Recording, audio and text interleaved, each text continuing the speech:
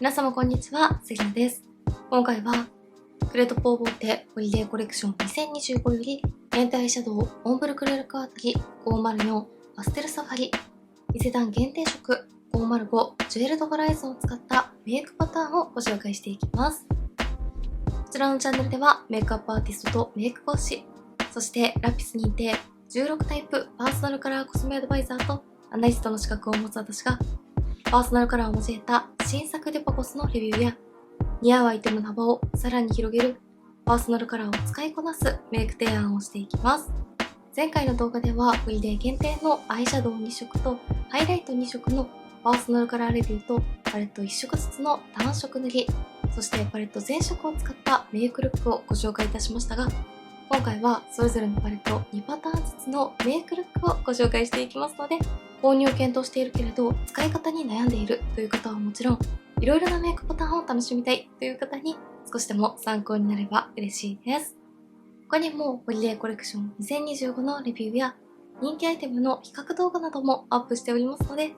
気になった方はぜひチャンネル登録して動画もチェックしていただけたら嬉しいです。それでは早速始めていきます。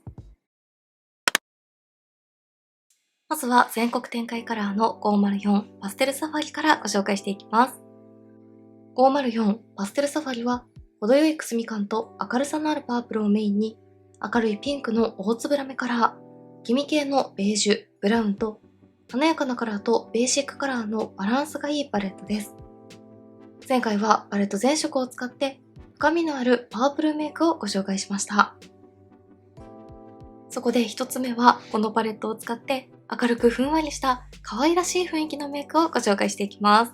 まず左下のカラーを指に取って上まぶたのアイホール全体にのせていきます。こちらはクリーム質感のアイシャドウベースです。肌にしっとりと溶け込みますが、伸ばしていくと表面はさらりと仕上がるので、とても使いやすいベースになっています。大粒のラメがたっぷり輝くところがとっても可愛いです。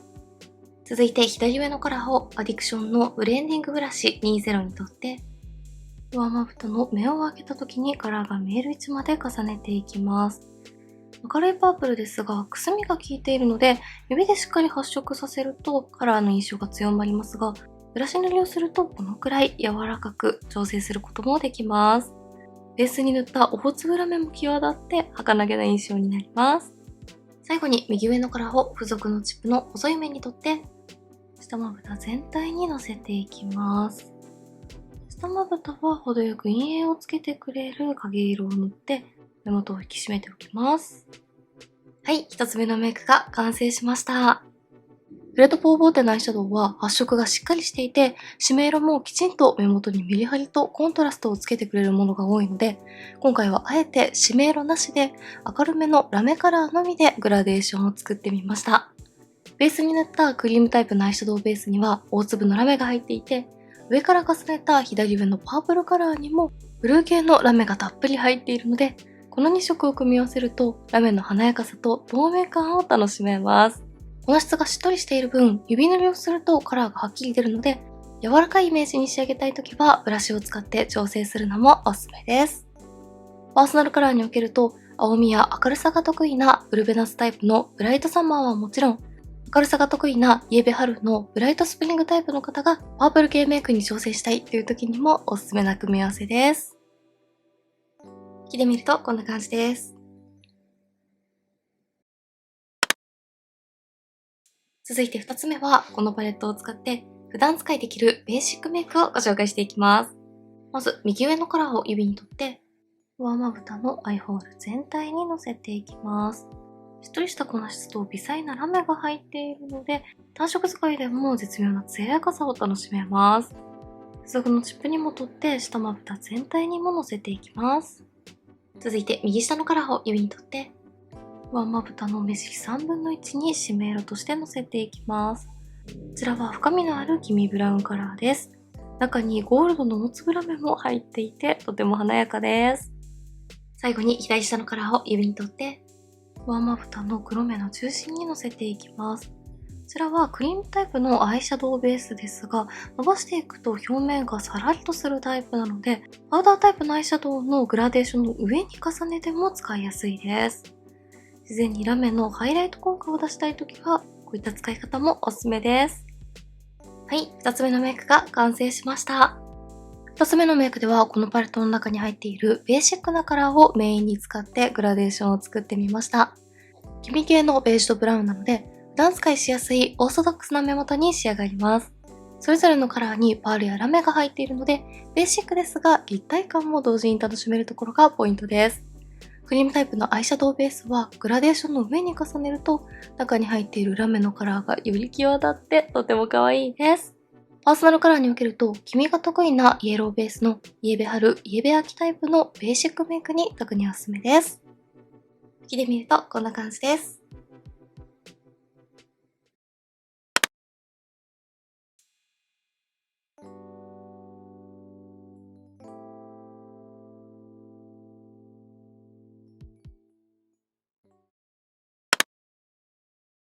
続いては伊勢丹限定カラーの505ジュエルドホライズンです。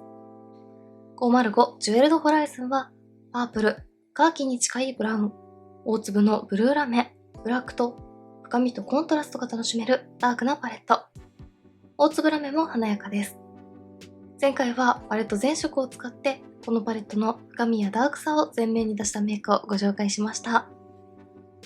そこで一つ目はこのパレットを使って透明感あふれる儚げな印象のメイクをご紹介していきます。まず左下のカラーを指に取って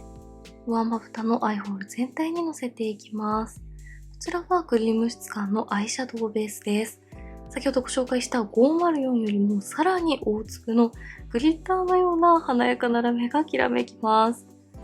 ブルーとピンクのラメがとても可愛いですよね。続いて右下のカラーを指に取って上まぶたの目尻3分の1にシメールとしてのせていきます。深みのあるブラックのシメールをポイント使いして透明感を残しながらもしっかり目元も引き締めておきます。こちらにも大粒のラメが光るので深みは出ますが重たくなりすぎないところがポイントです。最後に左上のカラーを付属のチップに取って上まぶたのまつげの際と下まぶたのまつげの際にライン状にのせていきます。一つ目のメイクが完成しました。全体的に深みがあってダークな印象に仕上がるパレットですが、左下の大粒ラメカラーをメインに使うと、このくらいクリアで透明感あふれる目元にも仕上げることができます。ダークなカラーや強いコントラストが苦手という方にもとてもおすすめなメイクです。パーソナルカラーにおけると、青みやクリアなカラーが得意なブルベ冬のクリアウィンターやブルベ夏のブライトサマー、クールサマータイプに特におすすめです。引きで見るとこんな感じです。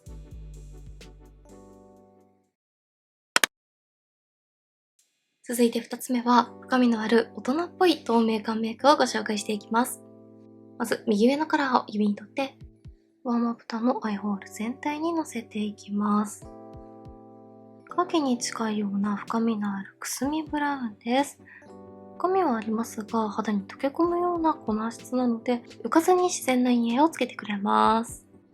チップにも取って下まぶた全体にものせておきます。続いて右下のカラーを指に取って上まぶたの中央から目尻に向かって広めのシメールとしてのせていきます。今回はしっかりこのパレットの深みを出していきたいのでシメールも広範囲に塗っていきます。この2色だけで仕上げても素敵ですよね。最後に左下のカラーを付属のチップに取って上まぶたの中心から目尻にかけて細めのライン状にのせて下まぶたの黒目の中心にものせていきます。ポイント使いすると大粒のラメがより際立ちます。はい、2つ目のメイクが完成しました。2つ目のメイクではこのパレットの中でも特に深みのある右側の2色を使ってグラデーションを作ってその上に大粒グリッターをポイントで効かせてみました。ダークな印象の大人っぽいメイクに挑戦してみたいけれど暗く沈みすぎるのは苦手という方にとても使いやすいと思います。ポイントに使った大粒グリッターカラーはクリーム質感のアイシャドウベースではありますが時間を置くとまぶたにピタッと密着してくれるのでチップなどを使って細かい部分にポイント使いするのにもとてもおすすめです。パーソナルカラーにおけると青みや深みが得意なブルベ冬のディープウィンタータイプはもちろん黄みや深みが得意なイエベ秋のディープオータムタイプの方がポイントで透明感をプラスしたい時にもおすすめです。引きで見るとこんな感じです。